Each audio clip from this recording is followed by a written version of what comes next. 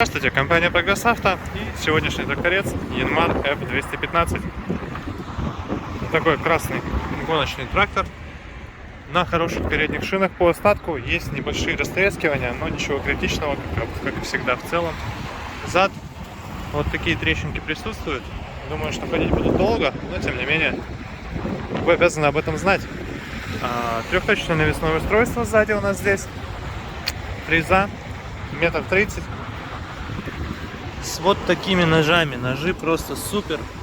Износ минимальный. Скорее всего, в Японии были поменены на новенькие совсем, потому что с них еще даже красочка не слезла. Ну, либо совсем не работали.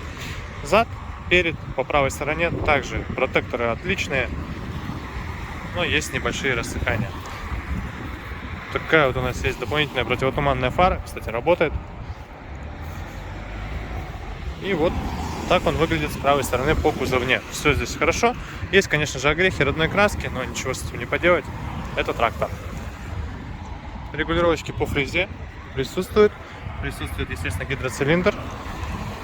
Все регулировки по фрезе здесь, то есть гидронаклоны. Все это здесь функционирует.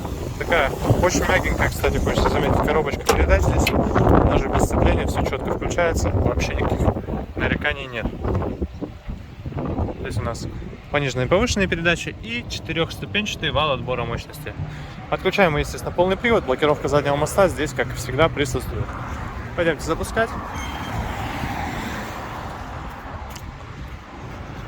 Собственно, по запуску, естественно, все будет максимально мягко и без проблем. Наработка у нас здесь 440 моточасов.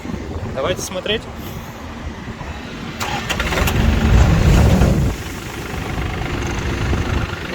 Видим, все отлично работает. Вот она, выхлопная наша труба.